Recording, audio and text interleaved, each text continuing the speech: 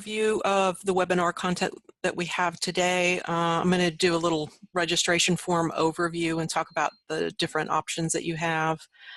Then I'm going to talk about 3 different options that you have for online forms, and then do some demos.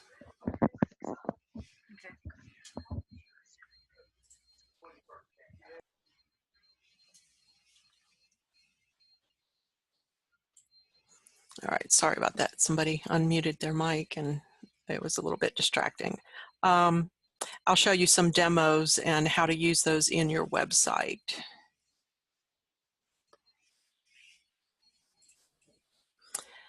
Browsers have their own built-in PDF viewers, but they don't work with PDF forms, unfortunately.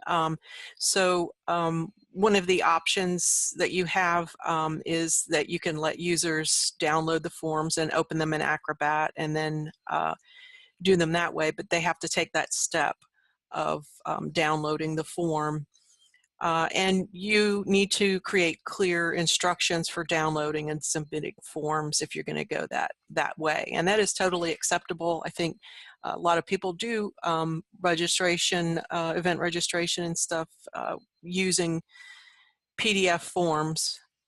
But it is kind of a pain because the browser's built-in PDF viewers don't work. So, and they do sometimes. Yesterday I was recording some video for some training, and I was linking to a PDF that wasn't even a form, and Firefox told me that PDF forms don't work in Mozilla Firefox. And so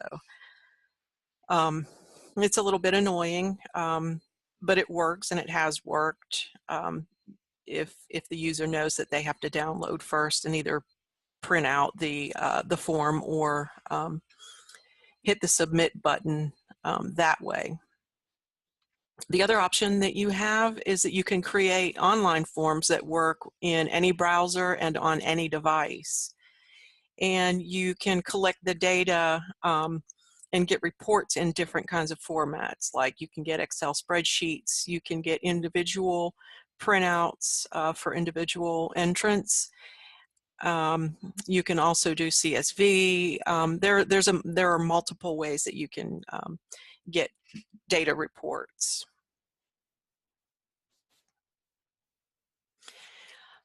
Before I get started, too deeply in the different options for online forms, you can use forms embedded on your site, but you have to email me at caesweb@uga.edu and then copy the embed code, and I'll show you where that is in some of the 3 online form/survey tools that I'm going to show you, and then send that to me in the email, and I can put that on your site.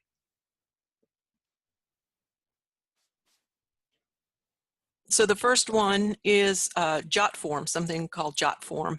I have used that for my own personal things, and I like it. It's easy to use. This information here is in their own words, so you can create online forms and publish them and get an email for each response, and you can collect data. And then if you're looking to conduct surveys, find applications, register guests for an event, whatever, their form builder is pretty easy to use and lets you customize quite a bit so that you can fit your exact needs. And then they also have a wide selection of free templates that are available, so you can basically just use a template and replace a few words here and there, and insert your county office name, and you're good to go. And it's really quick and user friendly. It's free. But with the free account, you get 100 monthly submissions. So if you have an event where you're expecting thousands of people, the free version won't work. You have 100 megabytes of space for the data. You get 5 forms per month, 1,000 form views. And there's also JotForm branding on the bottom. They do have pay services for 20 bucks a month. You can update that. There's no branding, so you can truly customize it. I'd suggest starting with the free version, see if you like it. And if it's useful, then it might be worth, if the county will allow you, the $20 a month. And this HIPAA compliance has to do with medical information and confidentiality, which is not necessary for what we're doing. I don't think, unless the medical release forms, if anybody knows, for 4-Hers falls under HIPAA. So I don't know about that.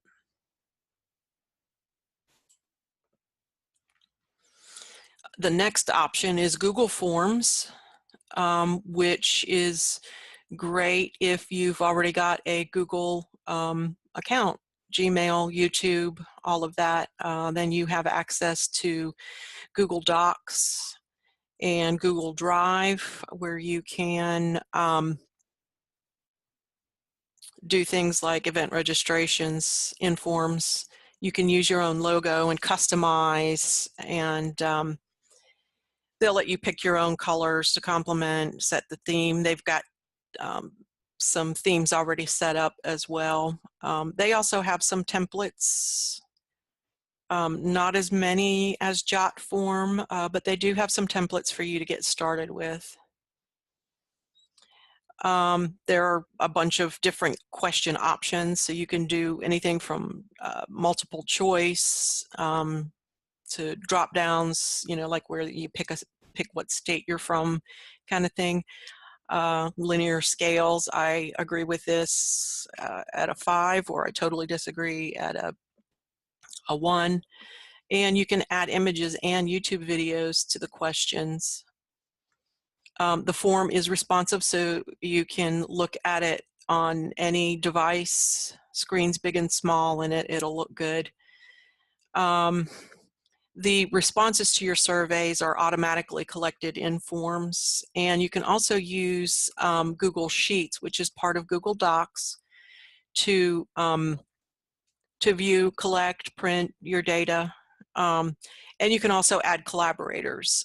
So if you know someone who wants to work on a form or whatever with you, you just put in their email address, and they can and give them permission to collaborate, and they can collaborate on those forms.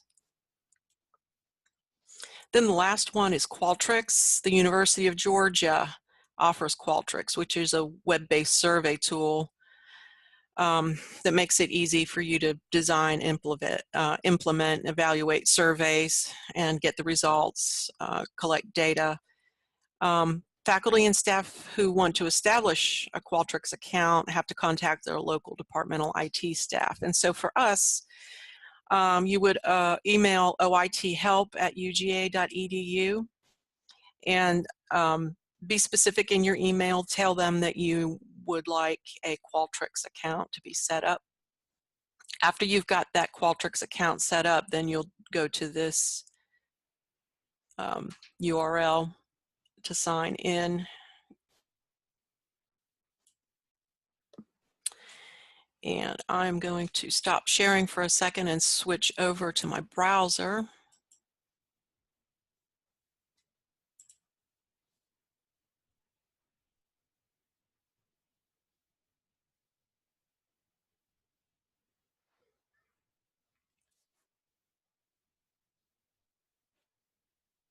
Mary Beth, I just saw your question. It's good practice to always closed caption or try to add captioning or transcript to your videos. So it's not required, but it's just good practice to do so.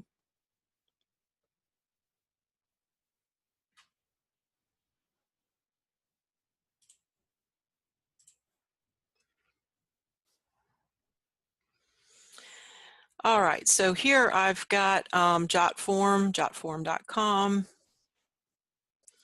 You have to sign up for a, let me log out here so you can see, this is the screen that you'll see when you first come to JotForm. You'll click the sign up button and give them your email address and a password, set up a password basically. And then I'm going to log in. And once you've created an account, you have this screen here where you've got a list of your forms, or you can create a form.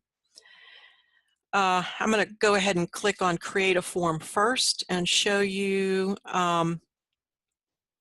you can do two different types. We have one that's called a card form, where you get each individual question on a separate page, or all questions on one page, sort of like a long piece of paper. Either one is acceptable. Either one will work in the within AEM. So I'm going to just click on try a demo form to see. All right, so here we have a job application that's got just your basic kinds of questions. And that is what it will look like live, and that is not at all where you make any, you can make any edits. And I don't know if you guys can see that my Zoom controls are in the way, so I'm just going to go back here. And I'm going to click on this create form so I can show you how to create a form. So here you can create a blank form where you put your own questions in. I'll show you, you can also import forms if you've got some already made up, but I'm going to click on this so you can see the templates. So they've got, there's a registration form, event feedback, that kind of thing. You can choose by form type or industry. So we can go to, let's go to registration forms. There are 896 registration forms. That is incredible. There's a camp registration form, conference. I'm going to just use the generic template. And so this is your edit mode. You've got 3 tabs here. You've got build, settings, and publish. So in this build section here, and this down here, by the way, is the branding that is going to be on every single form and response that you can get removed if you pay $20 a month. So you'll just click on the questions themselves and you see it highlights it. You can go to properties. It's going to open up this tab on the side. You can change your question text here. You can also, of course, remove any questions. You've got your options here. And just look at those. I mean, we've got the prefix on, the first name, and if we wanted the middle name to be on, we would turn that on. Turn off prefix, and we'll just have first, last name. This here is a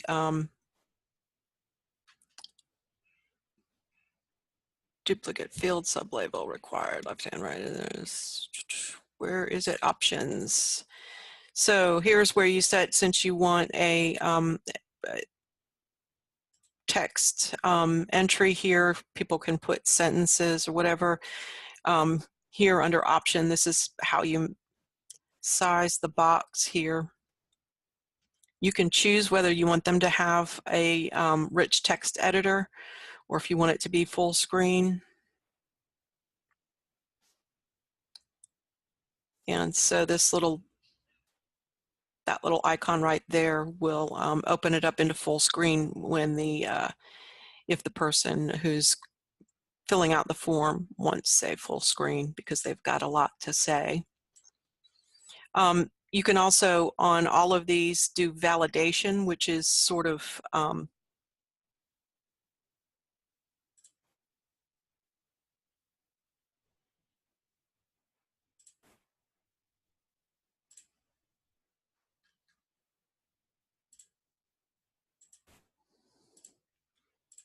so if you have alphabetic validation, if somebody puts just numbers in there, it'll say you need to put some words in. Email, so this one here, the validation would be a, oops, sorry, here we go, advanced.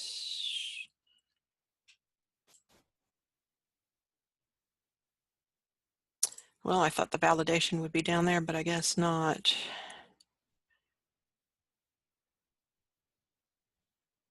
I don't know why they don't have that as validation. But you can tell whether a question needs to be required or not. It's sort of, since it's already set up, and unless you need specific things answered a certain way, the default is usually, it usually works well.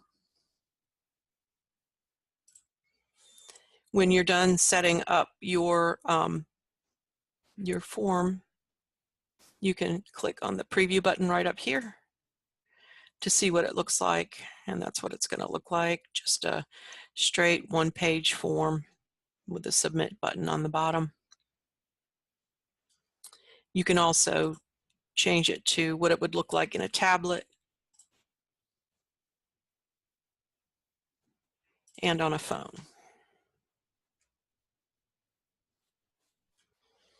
And you can see that branding is right there, front and center. And then to go back, of course, you just click that button off. And then under settings, you can give it a new title. This is where you'll enable or disable the form. You can tell it what date. You can limit it by submission. So if you've only got 50 spots, you can say, I've only got, I want 50 and that's it. After that, disable it. And then you could also disable on date and submission. So if you don't get 50 submissions by X date, when that date gets here, it'll disable. However, if you get submissions, the submission limit before that, it'll shut down. You can create logic. Again, some of this stuff is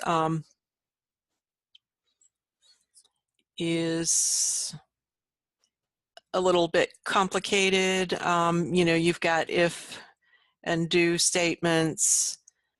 Yes, discard those changes. You can set up a thank you page. You can skip and hide pages, that kind of thing. Change email recipient. And if email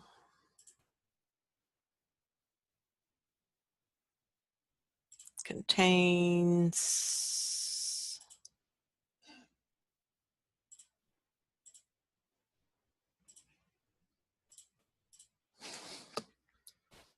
at uga.edu,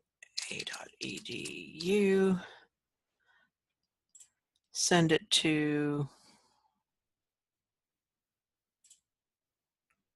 notification 1, and then you can change the email address and save. And so that kind of, if you want certain things to happen, if someone puts a certain answer in a certain question, this is where you would set that up under conditions. and I'm going to discard that. Yes. Emails, this is where you set up your email addresses. You can add notification, autoresponder.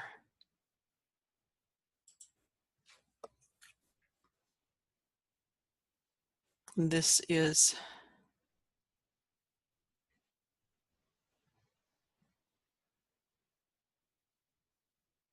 the email content that you can set up.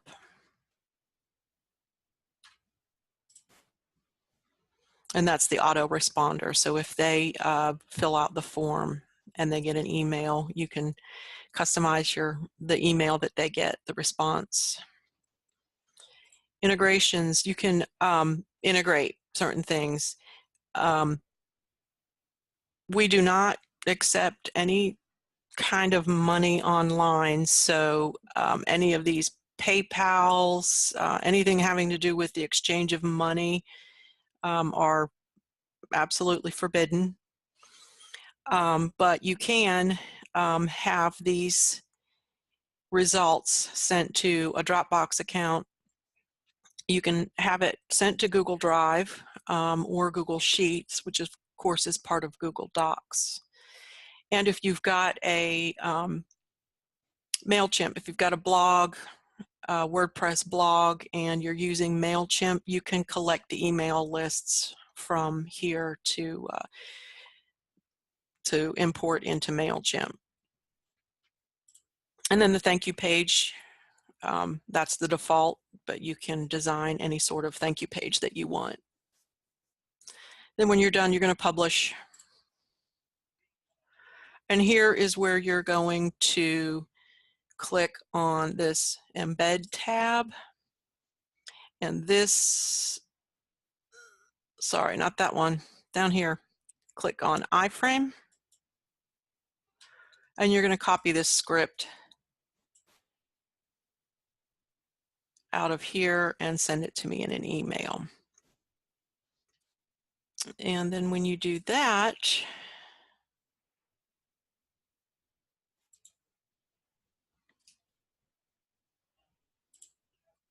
here we go.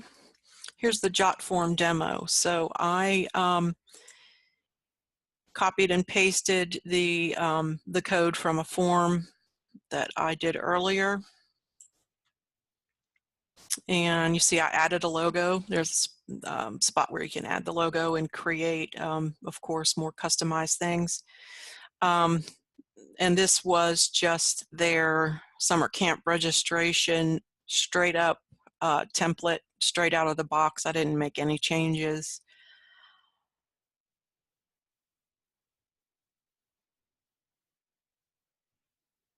And that's how it looks within your website.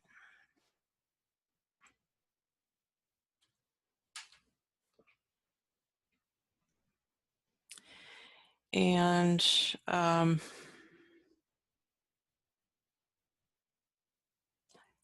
filled this out on my own, and we'll go right over back here. I filled this out on my own just as a test, so you can see here when you go here how many people have submitted. So there's one because I was playing around with it. And when you select it, submissions is here, so you can see individual submissions. You can download a PDF, or you can print it, or you can email it.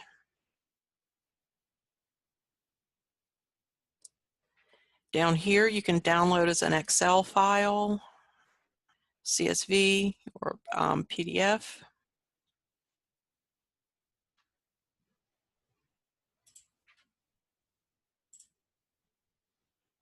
You can also get reports.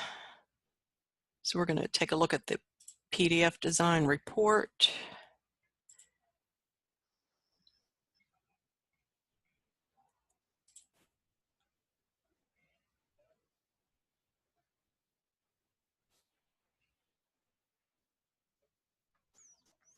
Can you not see my screen anymore?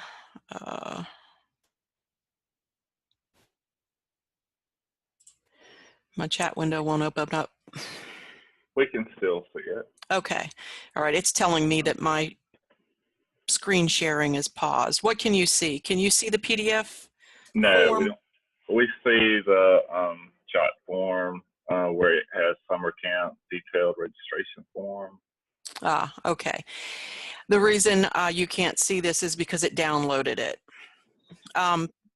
So I can, I can describe it to you. Basically, each submission has a submission ID, which is a long string of numbers. It tells you the date of the submission, gives you their IP address, so it tells you where they filled it out. And then it gives you all of the questions and what their responses were. And it's in a nice PDF, easy to read.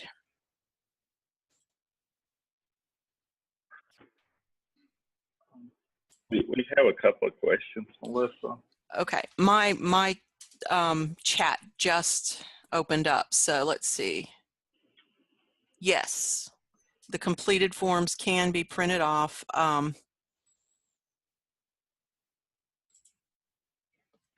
Sorry, let me go back to my screen. Yeah, so here, if you want individual submissions, and this one here is the one that I filled out. And so if you go to submissions, you have all this information.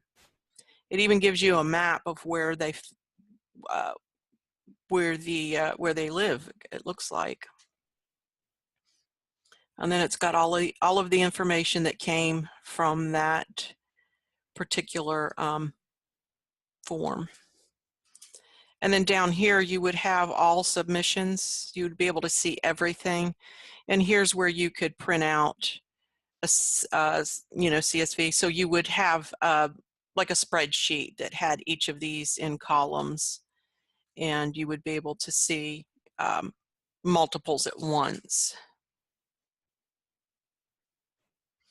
And yes, Excel files are right here under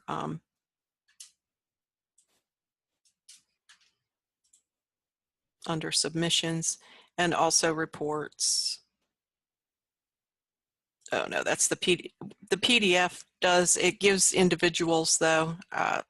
So if you needed it, all of the registrants in a separate PDF form, I would suggest doing this, and it'll print all of them. If you want individual submissions, go here for PDF, and then to download Excel, CSV, and PDF, go there. And here you can see a larger grid, but you can see there's all of the, well, not all of them, at least the first few entries on there.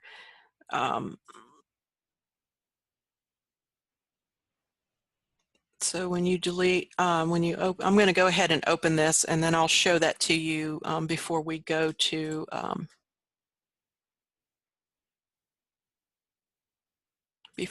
the next demo, which is Google Forms. And it's free. You log in with your Gmail account, your Google account. You can log into Gmail or whatever and use the Google apps. And you can get there by clicking on Drive. Or you can just go to docs.google.com/forms, which that URL is in the PowerPoint. And you'll come to this page. If you're not already logged into Google, it'll ask you to log in. But I'm generally always logged into Google, so when I go there, I come here and I've got my stuff. So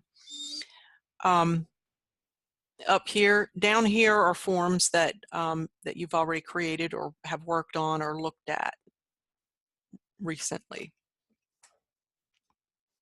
Up here, you can start a new blank form, or there are templates. They have a template gallery. So if you click that to open it up, They've got a bunch of templates already as well.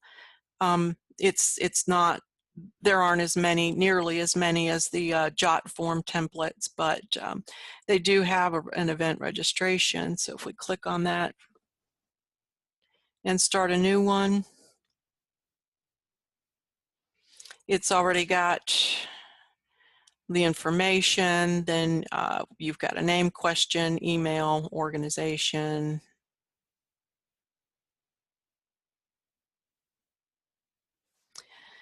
If you have sent your survey or your event registration out already, you can go right here to responses and you would see a list of responses. We don't have any responses yet on this one because I'm just showing you how to use it. To deal with questions, you can, if you hover over the question, you can move those around.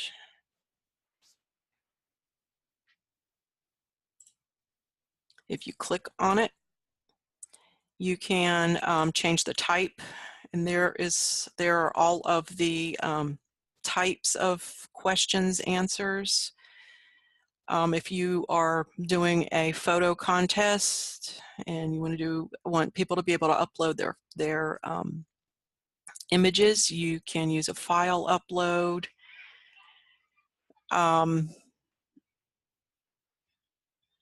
You can do the linear scale. Most of these form and survey tools have a lot of the same things. You can tell whether it's required or not. That would be no, that would be yes. Response validation. Again, here you would say text contains, if it you want it to be an email address, which not for that would be down here, but custom text error.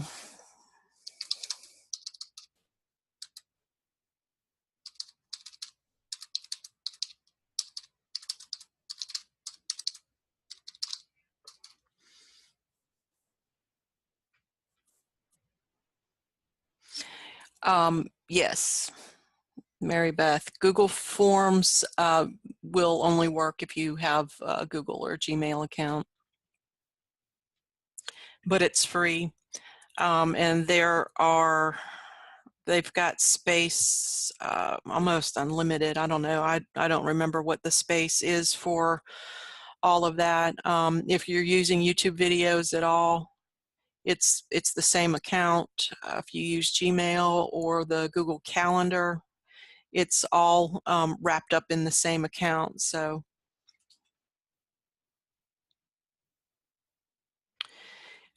every one of these has a drawback, you know, that you do have to sign up for them.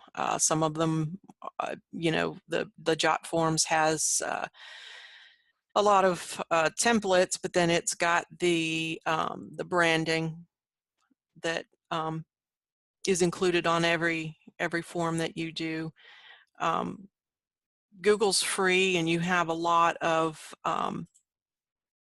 leeway with customizing the theme. I mean, this is just their base for here, but you can upload an image or choose one of theirs.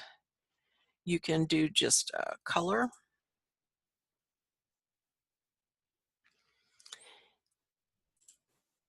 If you don't want an image at all, I'm just going to X that out, and there we've got a colored, a styled form that's just colors, that is embeddable in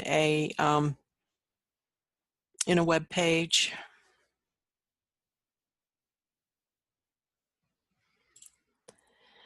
And again, any of these questions, you're just going to click on them and just edit with the specific questions that you need. You can also change the style of question. And that'll create a drop-down menu. You can also, when you hover over this, you see that little image. You can add an image. You can upload. You can take a snapshot. You can, if you've got images stored on your Google Drive, you can pull them from there. I don't think there are any images in there. If you've got an album. So we'll just select one of those and it'll embed it. I guess that's more useful if you are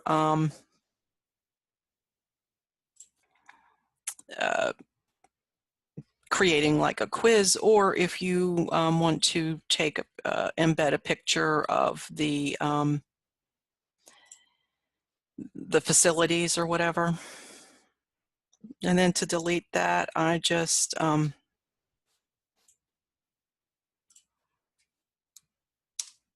thought backspace. Oh no, backspace sends you back.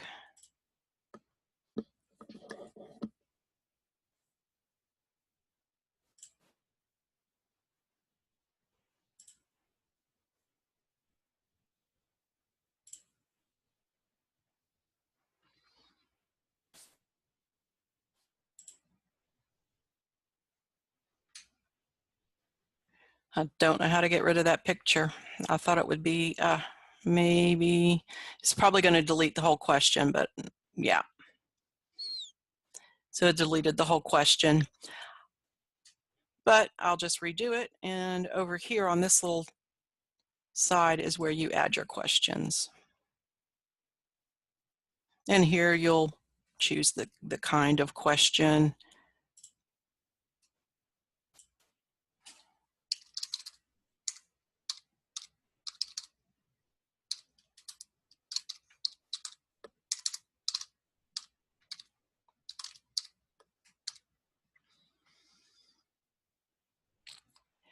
And then they've got suggestions. And we'll just go ahead and add them all. And then once you've added them all, if there's anything that you don't need to be there, you're just going to exit out. If you need to add something else, I'm just going to click on it.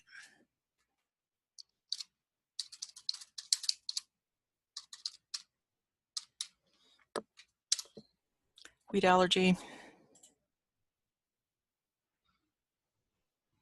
And then whether you want this to be required or not.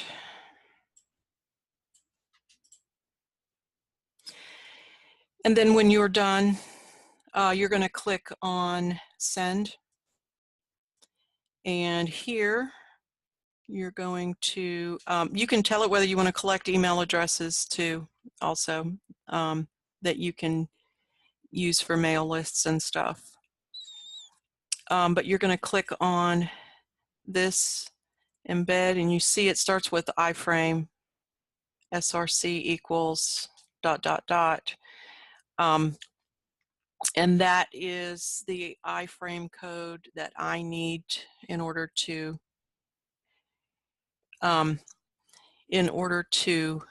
embed it. And yes, you can. So if when you hover over, you see the little buttons here.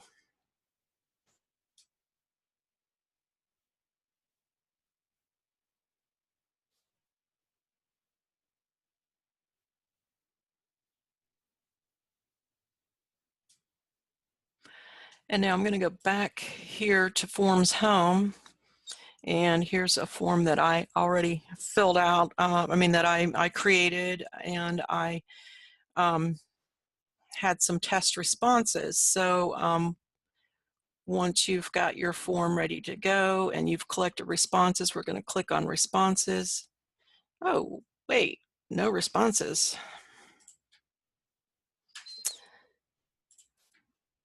Well, that is not what I wanted. Okay, so I'm going to go here to main menu to find my responses, and I'm going to click on Drive.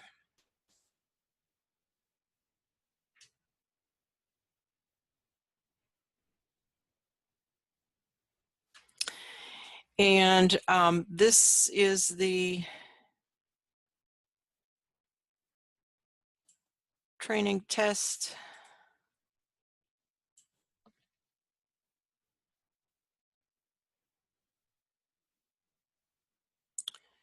And I'm not sure why it's not taking so long to open.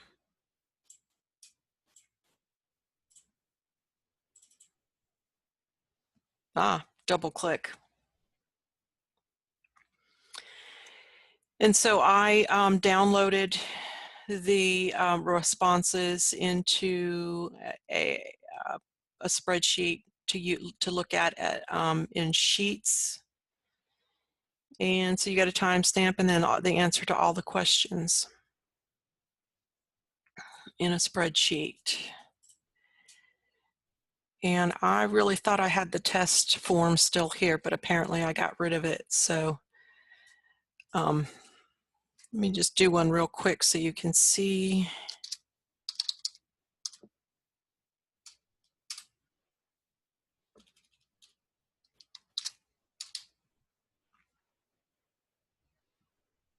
Oh,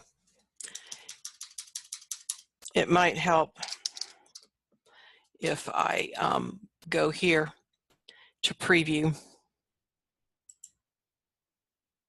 There we go. So that's what the live, when you click preview, the eyeball up there, this is what it'll look like live. And now you can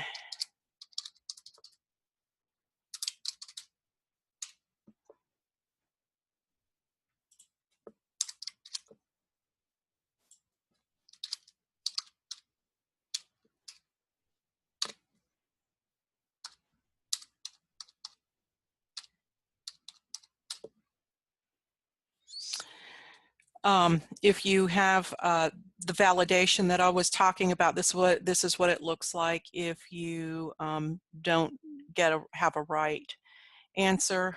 So this is expecting the dashes. So that's what the error looks like for the user.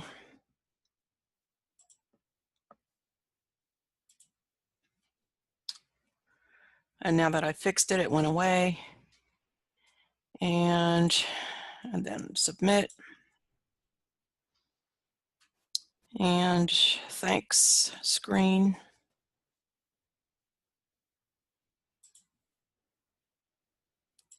Now we come over here, we see I've got a response. I'm going to click on that.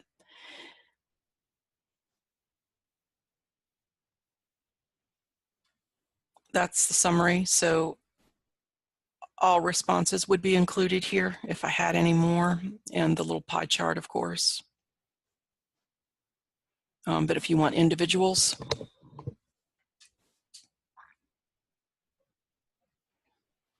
and you can print those.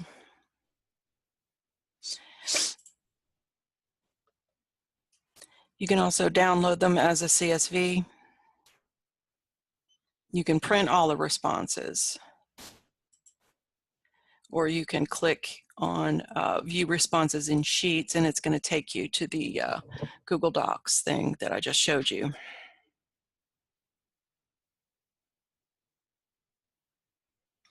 And so right there is the newest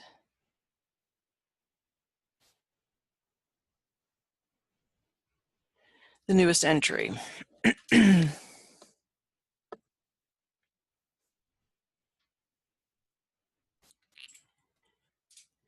The last thing that we have is Qualtrics. Qualtrics, yes. Melissa, before you do that, there is a question. Sure. Can you move the choice selections, i.e. move none below wheat allergy? I think it was Yeah. Okay. Yes, and I did that, but I'll show you again. So I'm going to go back here, go back, go to event registration. And when you hover over the selections, click first to go into that question. And then when you hover over each of the selections, that little button there.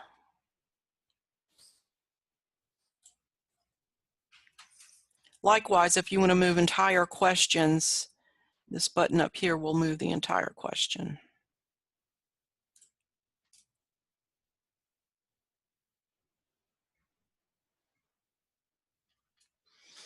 And just to review here, customize the theme is the little palette. You can just change different things. You can change the font, theme colors. You can, this header image, you can choose an image. They've got some stuff that you can use, or you could upload your own, or if you've got a Google account already and have any pictures on your Google Drive, they'll show up here.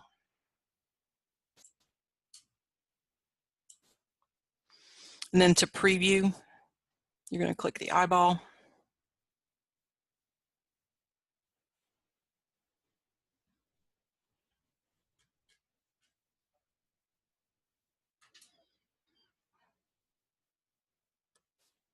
And then click the pencil to go back into edit.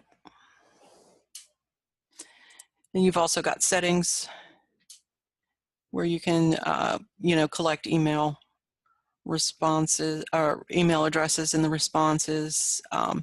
You can limit, people can edit that, all those little things. The presentation, you can show a progress bar if you want to shuffle the order of the questions. And you can also show a link to submit another response. And for quizzes, if you want to make something a quiz, it'll do scoring and all that, and let you know what the what it'll show them at the end.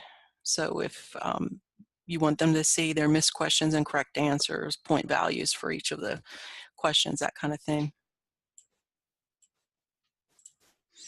And I think I forgot to show you,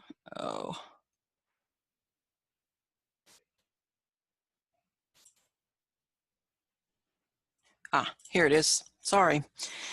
This is that original form that I did. That's how it looks embedded in a page.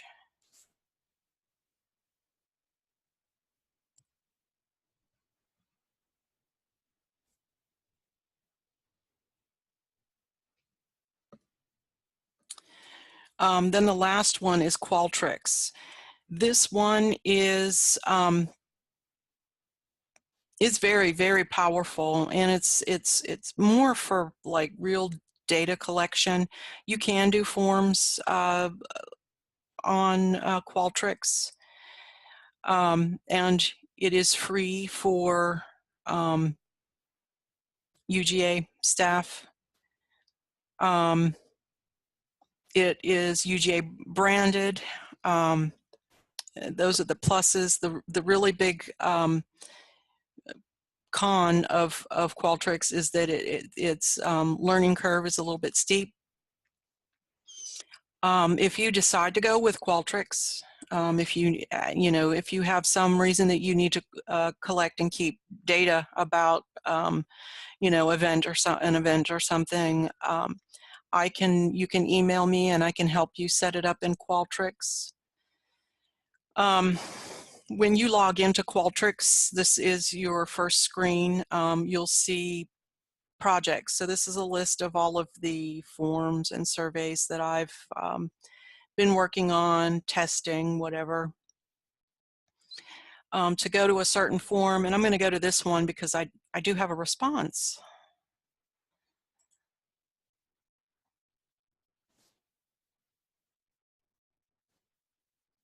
You've got a lot of information. First of all, the survey. So this is the survey itself. And in here is where you're going to have all of your questions. And the questions are movable.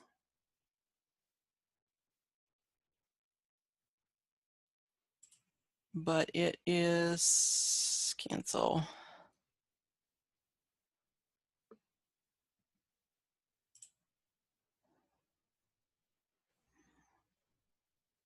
You've got to use this little dialogue here. Sorry, it's already a published form. So if you've already published your form, it's going to warn you when you try to make changes, especially if you've already got some responses. This is where you can add display logic, like if you only want a particular question to show if someone has answered something, you can add skip logic. Also, if they answer a question a certain way, they can skip the next question. You can add JavaScript, you can add default choices, scoring.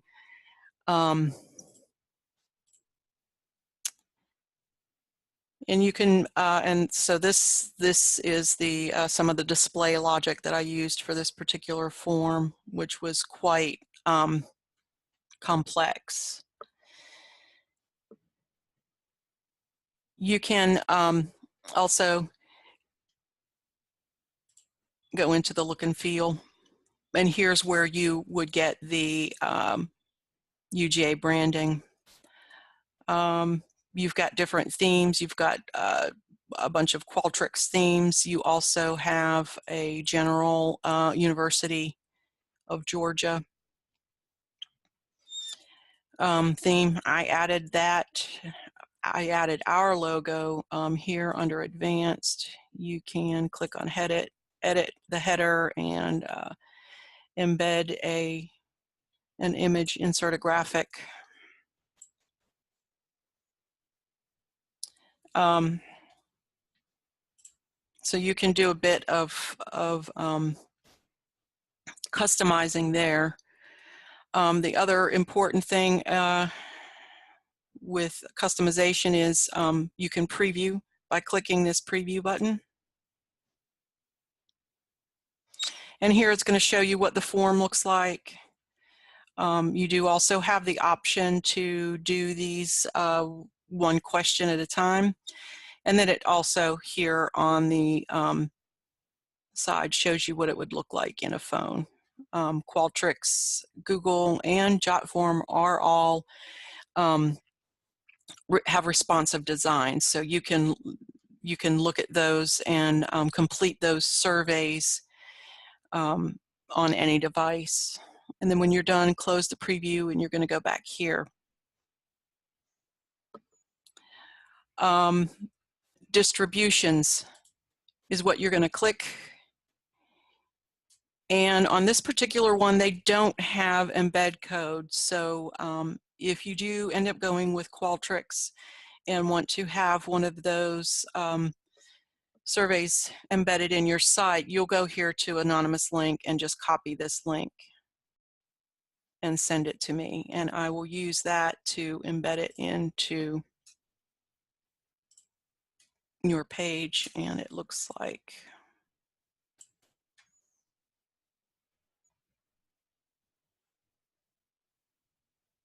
my computer is not responding very quickly.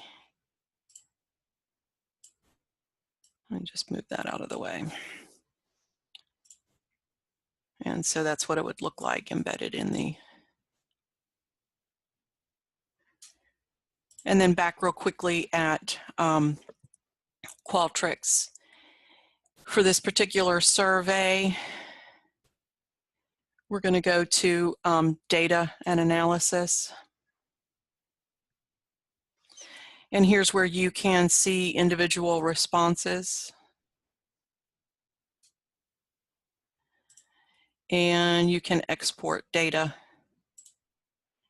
as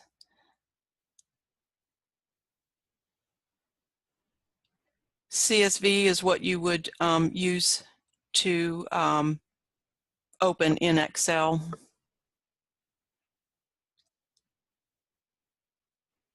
If someone in your office is doing statistical research, you can export SPSS. And then you've got more options down here. If you've got a lot of data, you can ask it to be compressed so that it's a smaller file.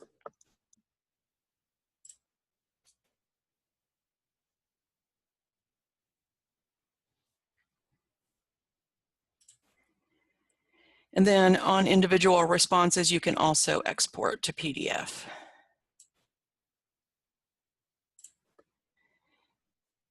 And it actually opened it in the new form, and there you go. You can see over here is a list of all of the questions, and then they would all be filled out if the person actually filled out the form.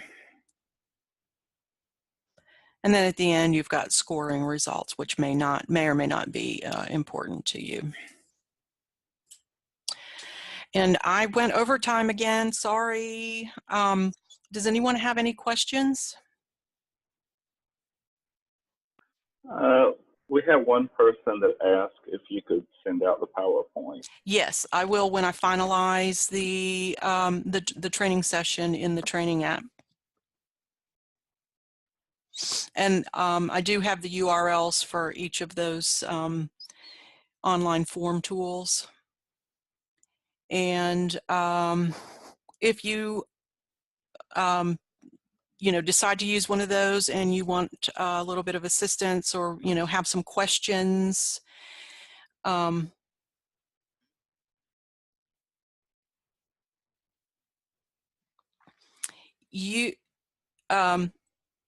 Beth, next week I hope to have the webinars archived and available, and I will send out an email.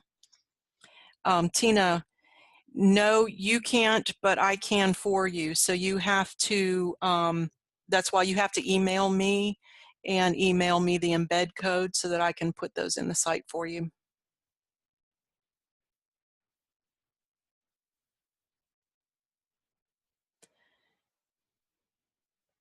And if you get in there and, you know, find that you have questions or whatever, just email me and I'll help you out. So if nobody has any questions or comments, then you are dismissed.